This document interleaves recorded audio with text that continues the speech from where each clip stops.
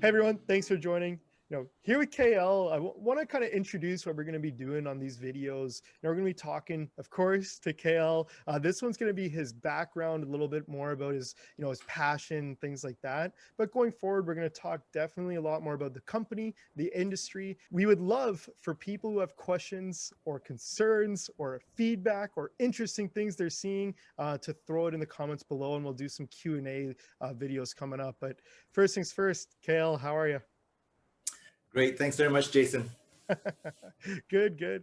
No, happy to hear. So here, I'd love to start usually with, kind of where you went to school and maybe your first couple jobs, your career, where it started. I know there's a nice about section, but I'd love to hear right from you. Sure. I am a Malaysian. I was born in Malaysia, but I studied in the UK since the age of 13.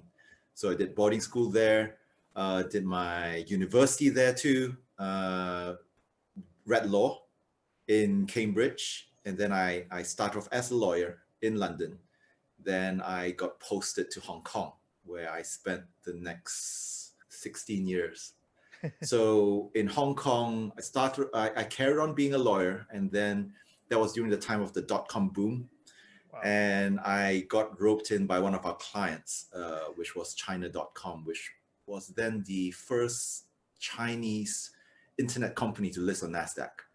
So we also spun off a daughter company on the Hong Kong Gem board just before the dot-com boom crashed. So fantastic timing there. And then I joined SoftBank, one of the investment arms in Hong Kong.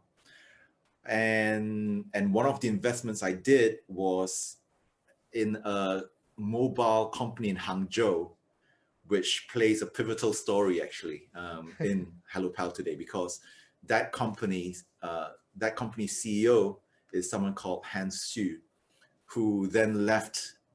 We sold the company, by the way, and then he left to become an investor, and I, from SoftBank, then became an entrepreneur. and later on, he said, "Hey, come to Hangzhou. All the action is happening in China," which it was, and still is. And so I joined him. I went to Hangzhou, and I was then doing originally early education business, which is still running. But when I got to Hangzhou, I then came up with the idea of HelloPal, and that was 2014. Yeah. Well, here And before we go into yeah. passions, I'm curious. Like, worked at SoftBank, worked as a lawyer. Any cool projects? Obviously, hey, the first Chinese kind of internet company to list on Nasdaq is an insane thing for your background. But curious, anything else that was pretty cool about that earlier career? No, we had many good investments. The one that's probably most well known, at least here in Asia, is Ctrip. We were one of the investors there. Ctrip is a huge Chinese travel online company. They've done phenomenally well, still doing very well here. But the one I'm happiest about is that company I just mentioned. It was called Dream at that time, and they made a lot of very many great friends, not just Hans Xu, but also the other founders and partners. Yeah. Okay. Well, awesome. So then talk me. How do you get involved with HelloPal then? What's the what were you seeing? What was the passion? Talk me through it. Yeah, well, originally I'm very much into education. So as I was saying, I started off with education and early education, Brill Kids. And when I got to China, I wanted to do that in China, but there were a few hurdles which was difficult to overcome, which I won't get into here. And then I wanted to do an education platform where I could have where it would be social learning based. So learners in China, for example, would be able to socially engage with other learners across the world. And that was the genesis of the idea. But then while I was doing that, I thought, well, let me tackle the adult market first. So that's why it became Hello Pal, and very adult oriented. And it had its roots with language learning and learning in general. So Hello Pal was originally language learning focused. But then as the app came out, what I found was that the people who came to our apps basically could be classified into three categories. People who came for language learning, and secondly, people who weren't necessarily interested in language learning but just to meet people socially around the world. And then the third group was travelers, people who wanted to meet people in the countries that you're about to travel to.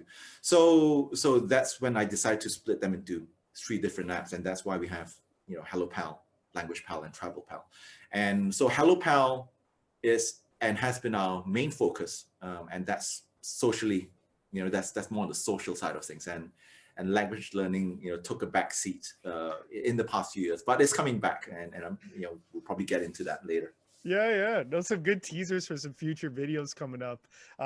Interesting to hear that. Of course, you thought it would be this, and then of course you saw other kind of Yeah, opportunities and uses. So cool. And yeah, we pivots. definitely will do a deeper dive for sure. But tell me, of course, as the CEO of Hello Pal, I'm curious. I already see people asking questions. What does your day to day, week to week look like at Hello Pal? The team here, the great thing about our team right now is quite small, and we like to keep ourselves lean and mean. So everyone works very tightly together, and the nature of the current live streaming business, as well as it being international, means that a lot of our team members is basically that they're basically working through the night.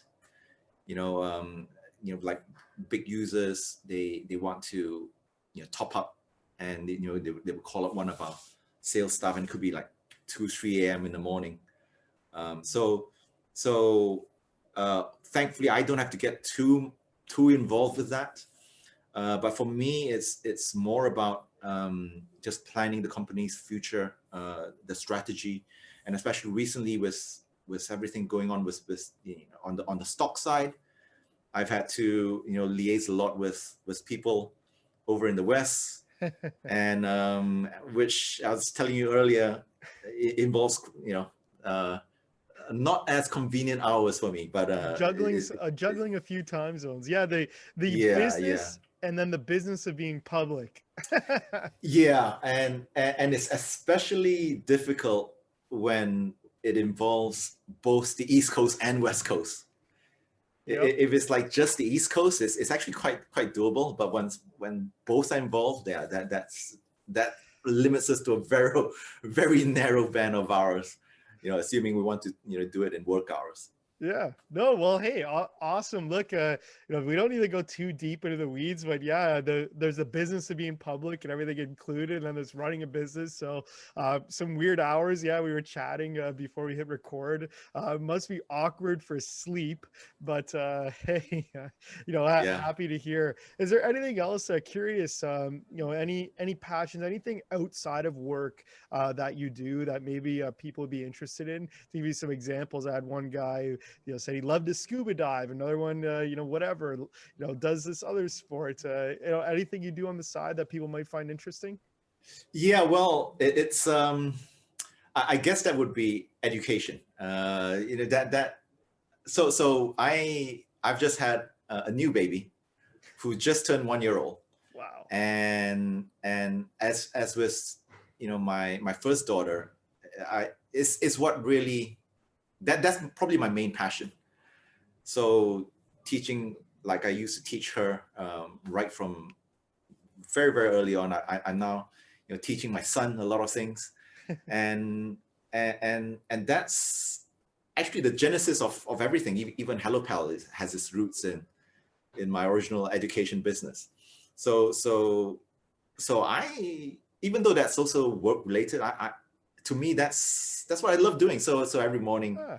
I'm teaching my son a lot of things, so I developed an app just to help me teach him, a So, lot of stuff. question for you, why not be a teacher? Why, I'm curious. Was it I can teach lots of people through something like this? What was the background? Yeah, well, I also love teaching personally, one-on-one, Yeah. but I also love technology. So everything I'm doing is just combining them both, and I'm also excited at the prospect of developing things which can reach the masses. So not only my kids benefit or people around me benefit, but it can benefit the masses. So yeah, and it actually relates to language pal too, which we'll probably talk about in another chapter. Yeah. Yeah, No, good. Well, we can do some cool industry chats too, about the kind of education, from a yeah. business industry. Would be some cool ones we can talk about, some case studies. I know there's a ton of questions I'm sure people have, and I invite anyone who's made it this long to, ask any questions, anything you want to see in future videos, would love to hear. But KL, thanks for joining. Interesting background. Very, Thank very you, interesting. thank you, But thank you. perfect. Well, hey, thanks for joining, and I'll see you next time. Thanks very much, Jason.